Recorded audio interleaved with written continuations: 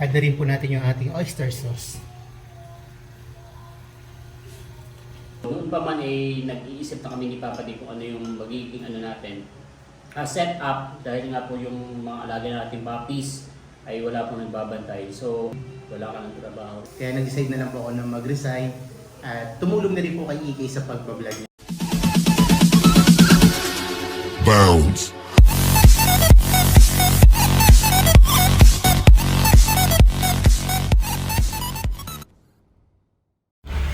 What's up guys? So ngayon nandito po tayo sa gym at nagbuhat muna po ako sandali dahil almost 2 months na rin po tayong hindi nakakapag-gym.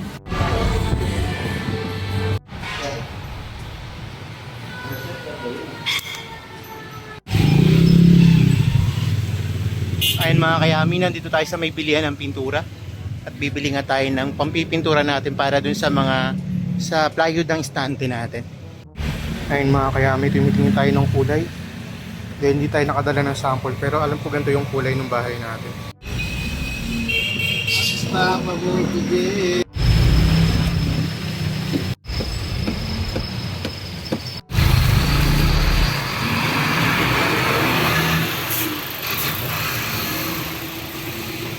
Ayun mga kayami, nakabili na tayo ng ating pintura at pauwi na rin po tayo. Nakauwi na po tayo ng bahay mga kayami. At ito na nga yung nabili nating pintura. At pipinturahan niya natin yung plywood ng ating estante. Bumili rin tayo ng brush. Tapos ay bumili rin tayo ng salamin sa kwarto. Bumili rin tayo ng bagong pampatay ng langaw. Dahil yung ating pampatay ng langaw ay gusto nang sumuko sa buhay. Bumili na rin po tayo ng uulamin natin mamaya. Bumili po ako ng repolyo at kamatis para sa ulam natin ngayong dinner.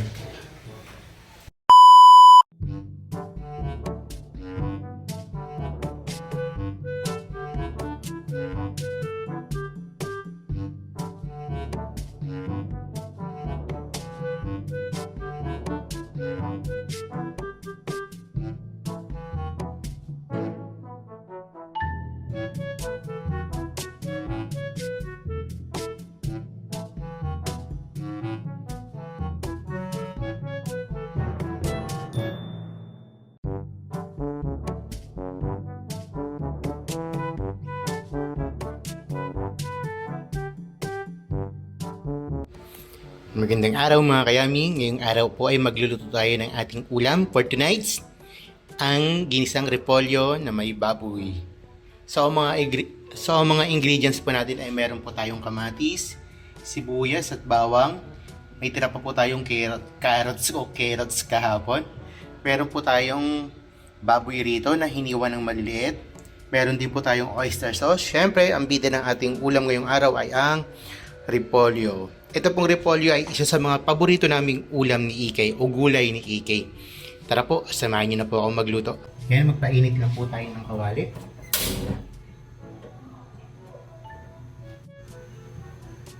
Pag mainit na po yung kawali, ay maglagay lang po tayo ng mantika. Pag mainit na po yung mantika, ay ilagay na po natin yung ating baboy.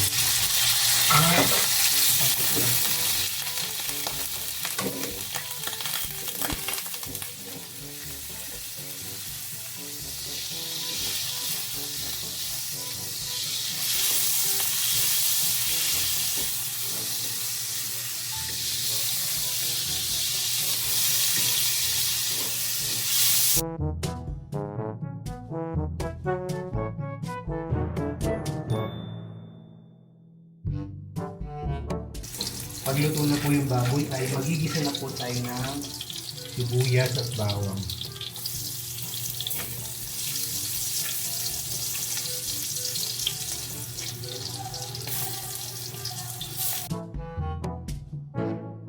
Lagyan na rin po natin yung kamatis.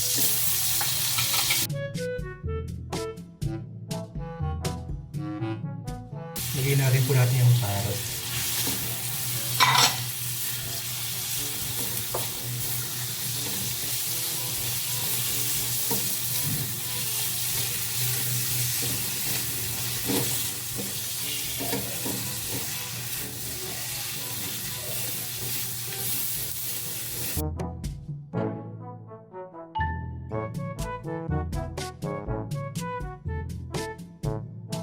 Lagay po tayo ng toyo. Ay, marami.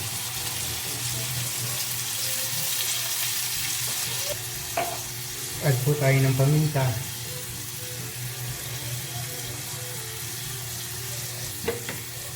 Lagay din po tayo ng konting sugar.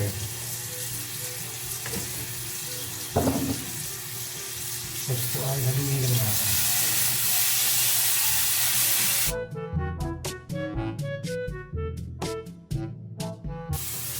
Parang pwede nang ulamin. Ilagay na rin po natin yung ating repolyo.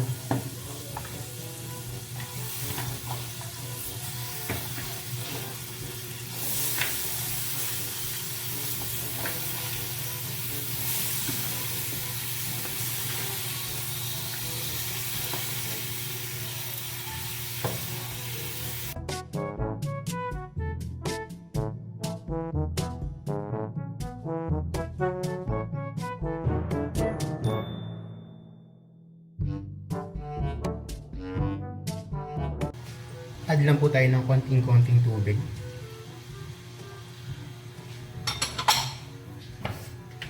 At takpan lang po natin hanggang sa maluto po yung repolyo.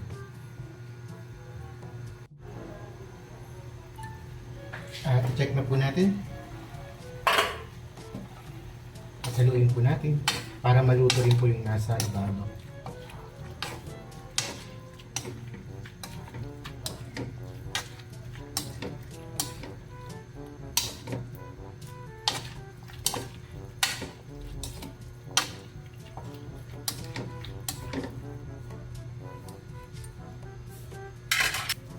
Add na rin po tayo ng magic sarap.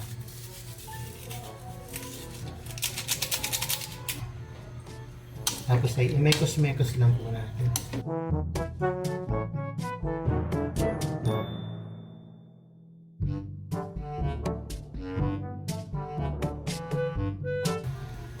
Add na rin po natin yung ating oyster sauce.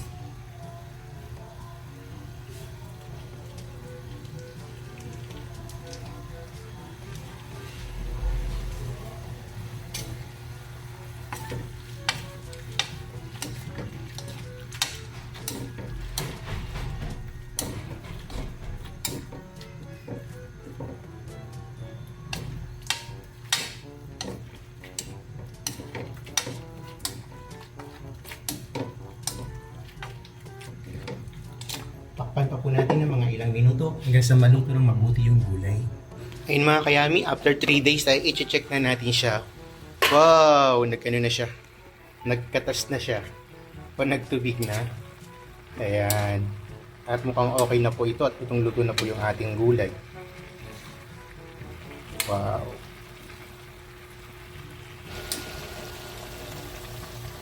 So ayan mga kayami, ang ating ginisang repolyo na may baboy. Tara, kain na po tayo.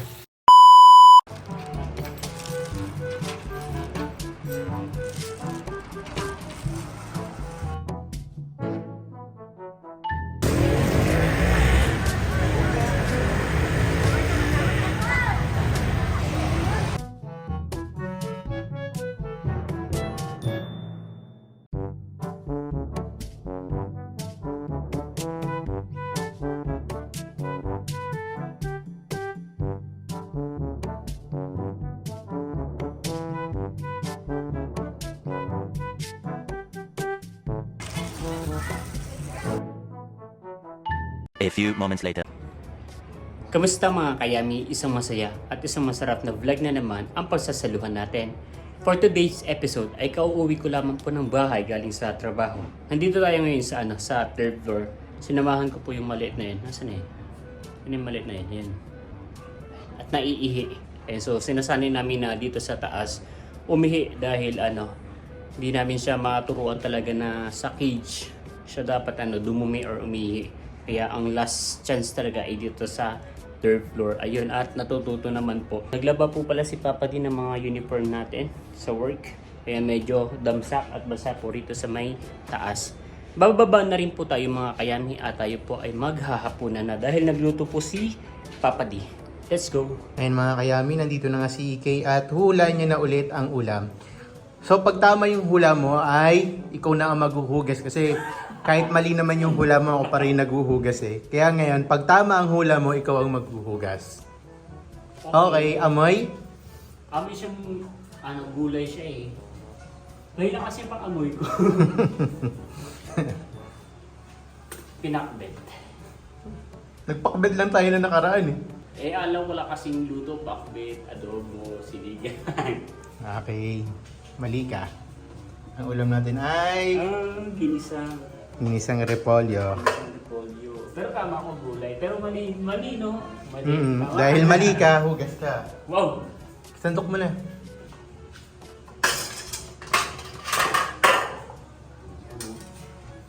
Anong block nito, pork?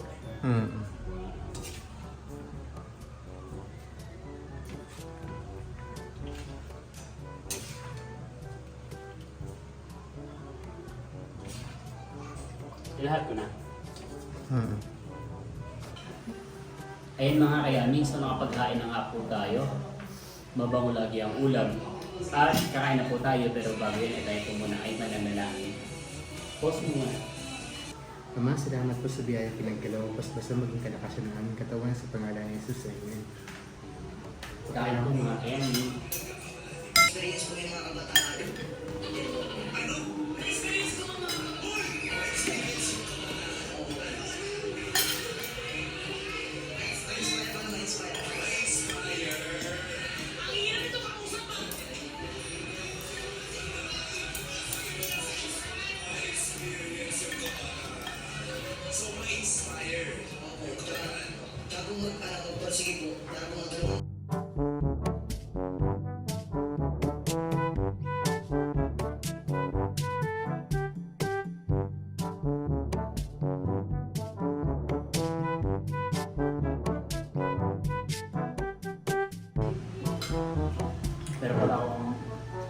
Meron pala akong announcement.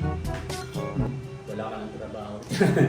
So mga kayami, kung mapapansin po ninyo, ay halos araw-araw consistent ay nagluluto si Papa D ng ulam dito sa bahay na dati naman ay nagluluto siya pero hindi siya consistent. Minsan ay ako, kaya minsan ay sila Erica, minsan ay walang ulam, minsan ay bumibili lang. Pero ngayon, halos ay araw-araw na po siya nakapagluto ng ulam dahil marami na po siyang time dito po sa bahay. Dahil simula nga po nung nawala po si Aling Maliit, nawala rin sila Erica after a month ay nawala rin sila Erica, umalis na sila rito. Bumalik na sila sa kanilang tahanan si Erica at si JR. So noon pa man ay nag-iisip na kami ni Papa D kung ano yung magiging natin, set up dahil nga po yung mga alaga nating puppies ay wala pong nagbabantay. So as much as we wanted English,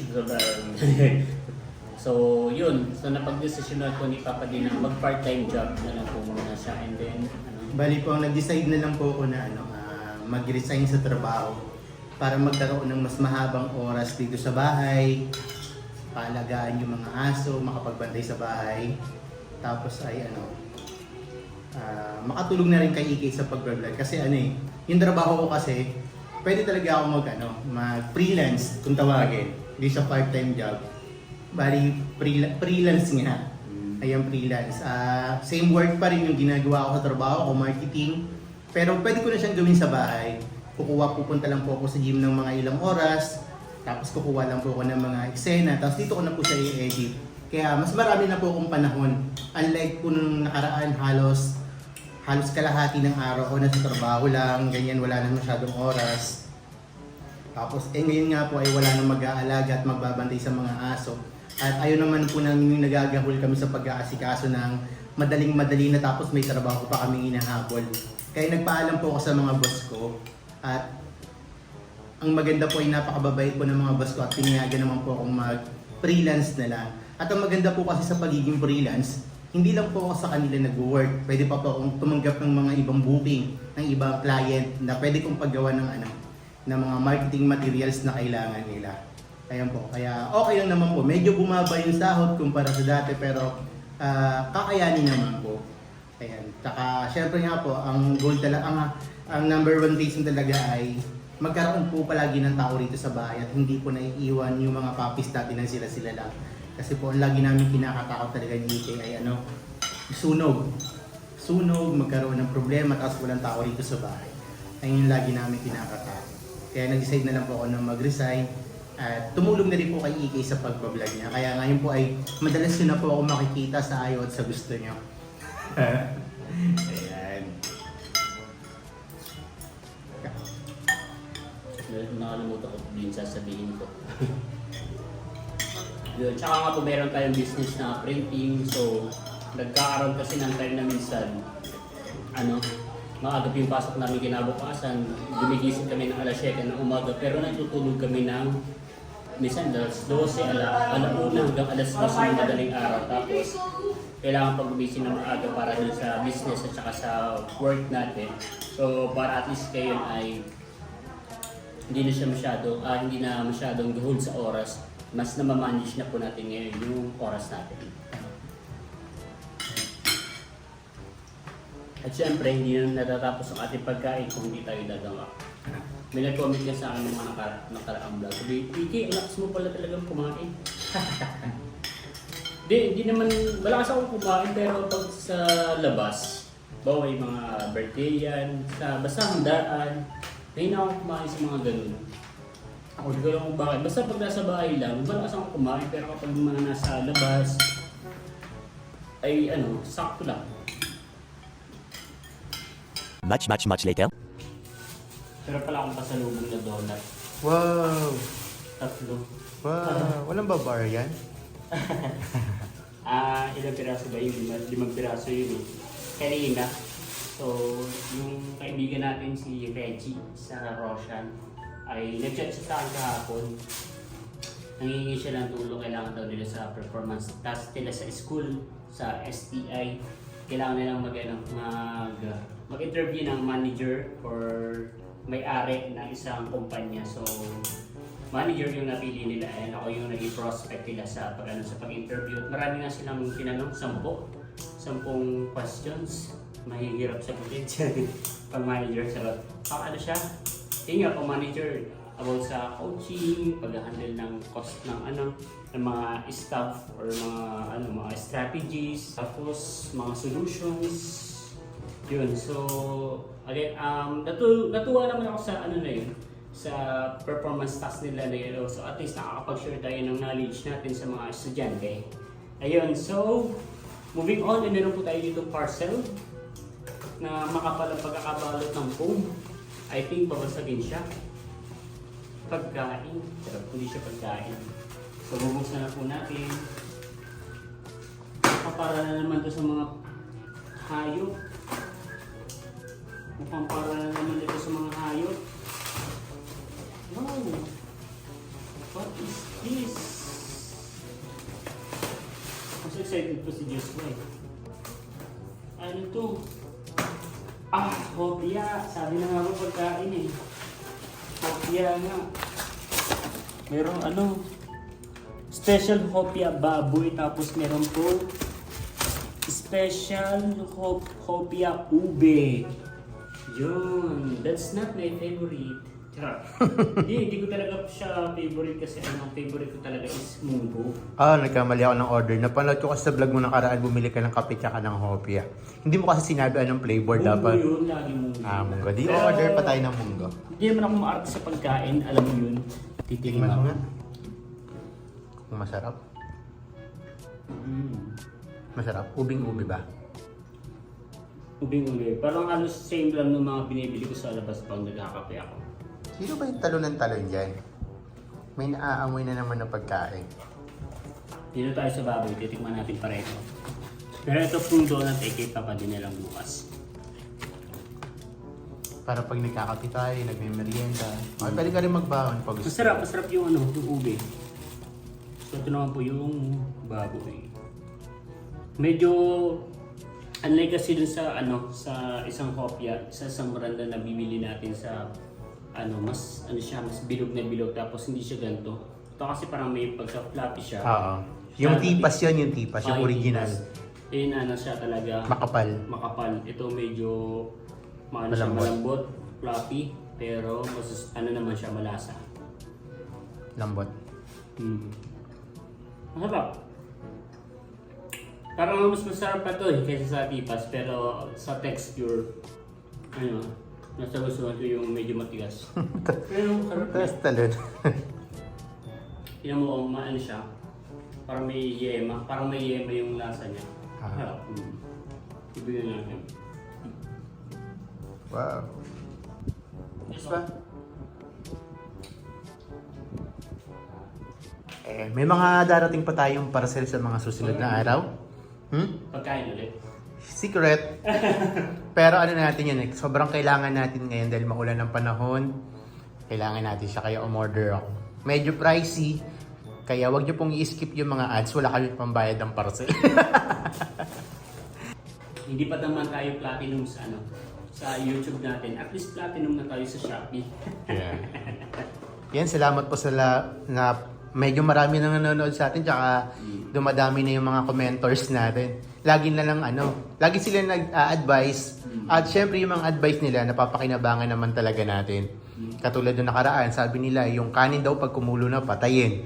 Tapos pag naiga na, tsaka na lang buksan ulit. Syempre malaking tulong sa atin yung para makatipid sa sa gas. Tapos yung nakaraan, painiting mabuti yung mantika bago yung pirito, di ba? Napakarami nilang advice na mapapakinabangan din naman natin. Na-apply natin sa ating daily life.